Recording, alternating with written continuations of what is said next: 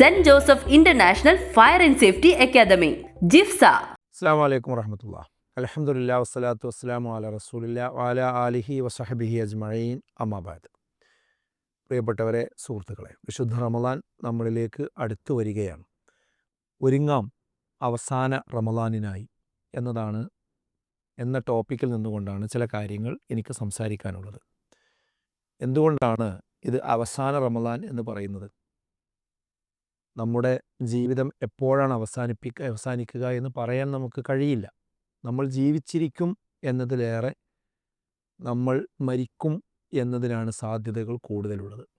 കാരണം നമ്മളെപ്പോഴാണ് ഈ ഭൂമി ലോകത്തുനിന്ന് അള്ളാഹു നമ്മളെ തിരിച്ചു വിളിക്കുക എന്ന് പറയാൻ ഒരാൾക്കും നിർവാഹമില്ല. വമാ തദ്രീ നഫ്സുൻ ബിഅയ്യി അർളിൻ തമൂത്ത്. ഏത് ഭൂമിയിൽ എവിടെ വെച്ചാണ് മനുഷ്യൻ മരിക്കുക എന്ന് ഒരാത്മാവിനും അള്ളാഹു അറിയിച്ചു കൊടുത്തിട്ടില്ല എന്നാണ്.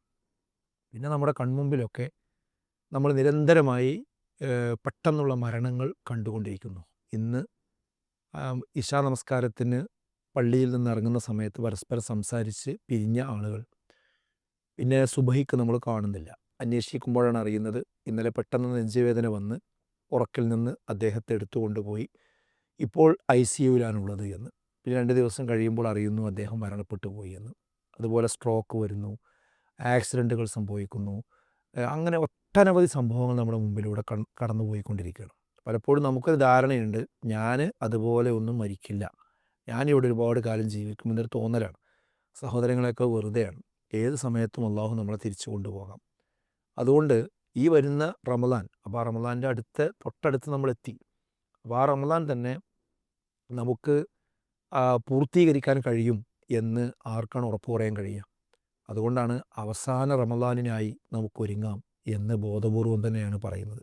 ഏതൊരു കാര്യം ചെയ്യുമ്പോഴും, നന്മ ചെയ്യുമ്പോഴും, ഒരു നമസ്കാരം, നമ്മളൊരു ഇശാ നമസ്കാരം നമസ്കരിക്കുകയാണെങ്കിൽ അടുത്ത ഒരു ഇശാ നമസ്കാരത്തിന് ഇനി ഞാൻ ഉണ്ടായിക്കൊള്ളണം എന്നില്ല എന്ന ഒരു ധാരണയോടുകൂടി തന്നെ ആയിരിക്കണം നമ്മൾ നമസ്കാരത്തിന് നിൽക്കേണ്ടത്.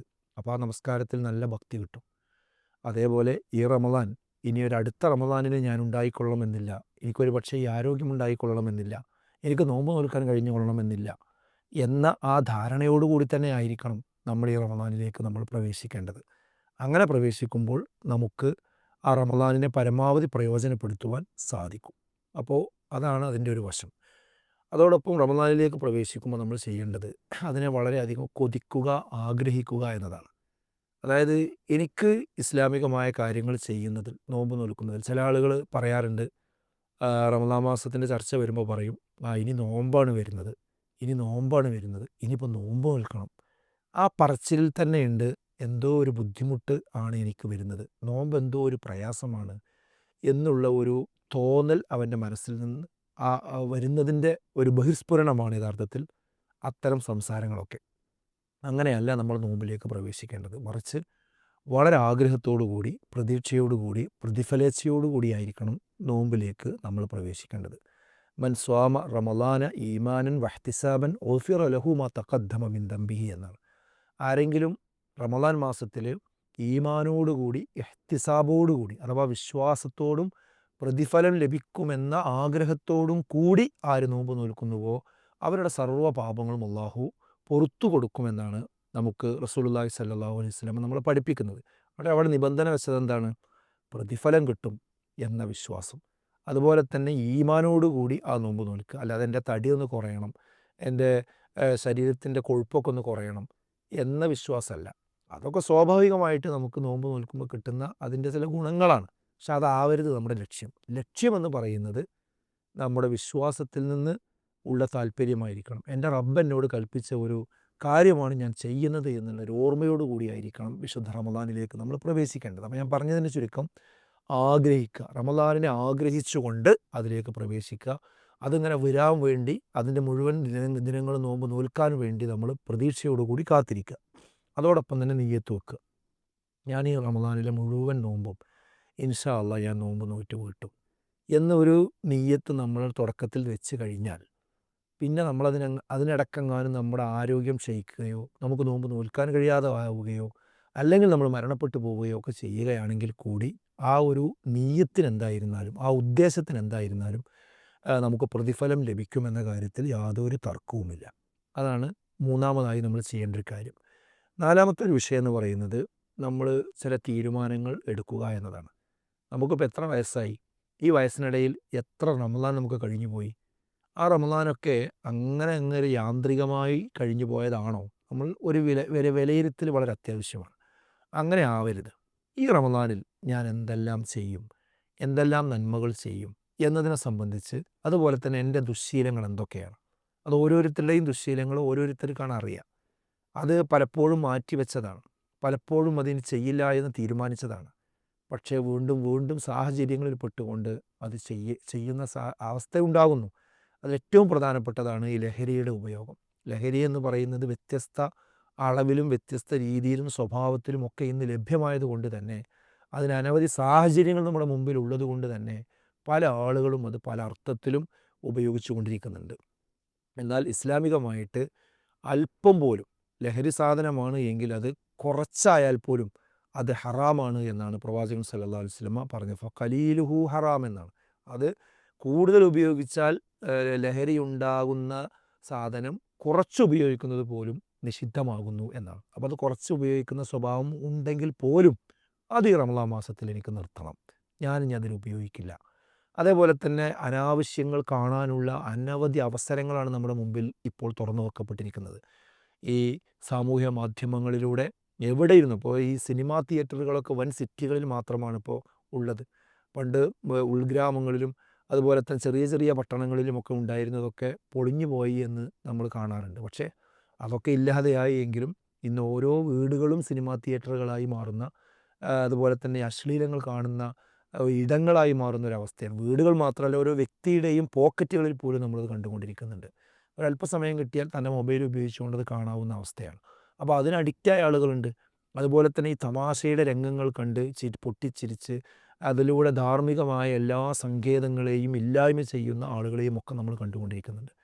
അപ്പോൾ ഒരാൾ തീരുമാനിക്കും, റമദാൻ മാസത്തിലേക്ക് കടക്കുമ്പോൾ ഞാൻ എൻ്റെ കണ്ണിനെ നിയന്ത്രിക്കും, ഞാൻ കണ്ണുകൊണ്ട് കാണാൻ പാടില്ല എന്ന് പറഞ്ഞ അശ്ലീല ദൃശ്യങ്ങൾ ഞാൻ ഒരിക്കലും കാണില്ല. ഞാൻ 1-2 എക്സാമ്പിൾ പറഞ്ഞു എന്ന് മാത്രം. അതുപോലെ എൻ്റെ സാമ്പത്തിക രംഗം ഞാനൊന്ന് ക്രമീകരിക്കും. ഈ പലിശയുമായി ബന്ധപ്പെട്ട എല്ലാ ഏർപ്പാടുകളും ഞാനൊന്ന് അവസാനിപ്പിക്കും.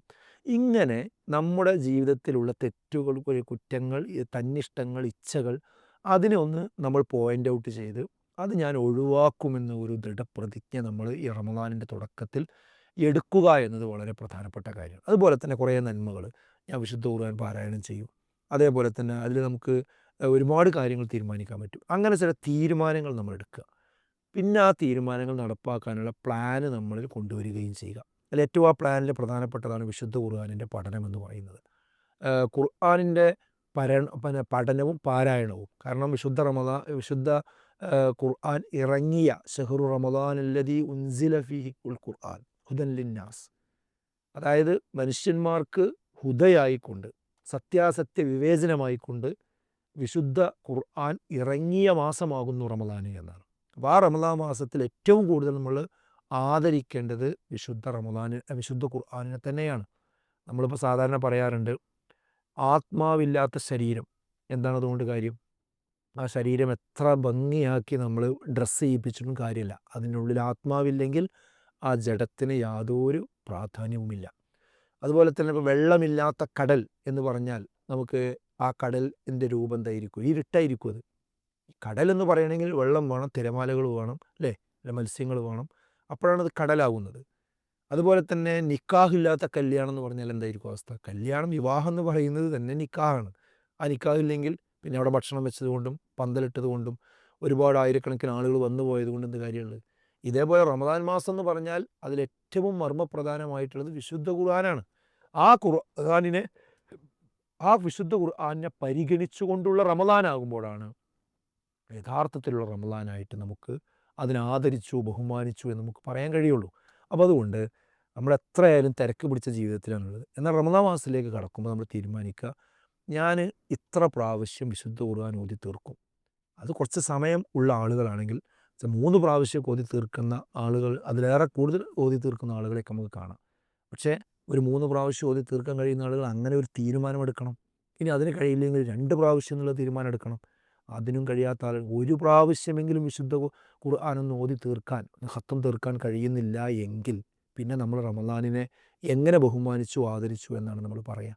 അപ്പോൾ അതൊരു തീരുമാനമാണ്. ഖുർആൻ പാരായണം ചെയ്യുമെന്നൊരു തീരുമാനം. അതുപോലെ തന്നെ അതിൻ്റെ തഫ്സീറുകൾ കുറച്ച് വായിക്കുമെന്നൊരു തീരുമാനം. അതുപോലെ ഈ ഖുർആൻ വിജ്ഞാന പരീക്ഷകൾ ധാരാളമായി ഈ റമദാനിലുണ്ട്. അങ്ങനത്തെ ഒരു പരീക്ഷ ഞാൻ എഴുതും, അതിനുവേണ്ടി ഞാൻ പഠിക്കും, അങ്ങനെയൊക്കെയുള്ള ഒരു തീരുമാനം. അതുപോലെ തന്നെ ഇസ്ലാമിക ഗ്രന്ഥങ്ങൾ നമ്മൾ ധാരാളം നമ്മുടെ അലമാരകളിൽ വാങ്ങി വെച്ചിട്ടുണ്ടായിരിക്കും. അതാ കൊണ്ടുവന്ന് അങ്ങനെ വെച്ചതാണ്, പിന്നെ തുറന്നു പോക്കിയിട്ടുണ്ടാവില്ല.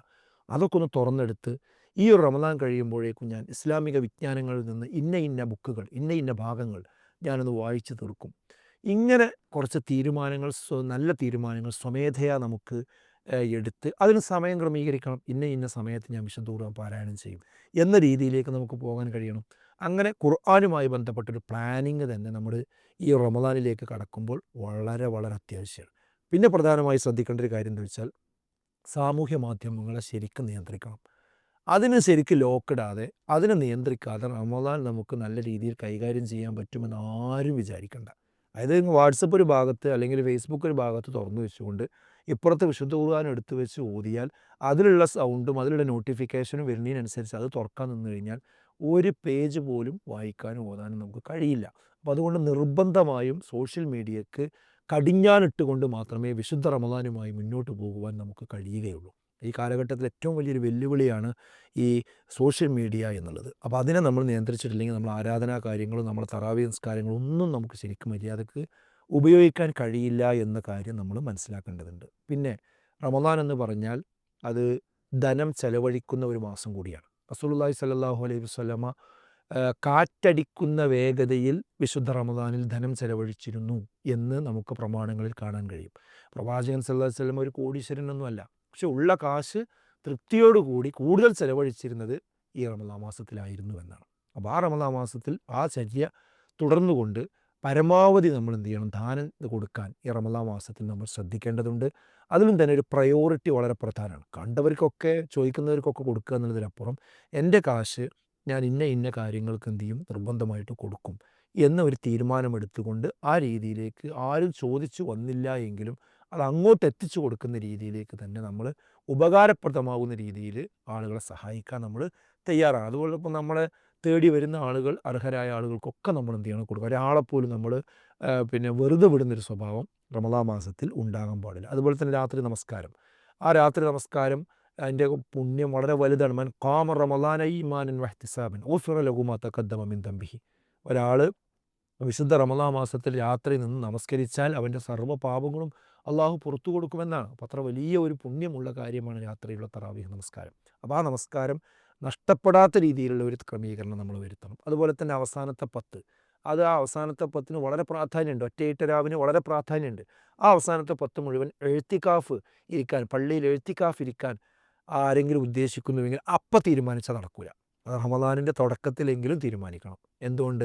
ആ അവസാനത്തെ 10ൽ ചെയ്യേണ്ട കുറേ കാര്യങ്ങളുണ്ടാവും. നമ്മുടെ ജീവിതവുമായി ബന്ധപ്പെട്ട, നമ്മുടെ ജോലിയുമായി ബന്ധപ്പെട്ട, നമ്മുടെ കച്ചവടവുമായി ബന്ധപ്പെട്ട ആ കാര്യങ്ങളൊക്കെ നേരത്തെ ഞാൻ ആ 10 ദിവസം ലീവ് എടുത്ത് പള്ളിയിൽ ഇരുന്നാൽ എന്തെല്ലാം പ്രത്യാഘാതങ്ങൾ ഉണ്ടാകുമോ അതിനൊക്കെ ഒരു ബദൽ പരിഹാരങ്ങൾ എന്താണ് ചെയ്യാൻ പറ്റുക എന്ന് ഏറ്റവും കൂടുതൽ തിരക്കുള്ള ആളാണ് ഏറ്റവും നേരത്തെ പ്ലാൻ ചെയ്യേണ്ടത്.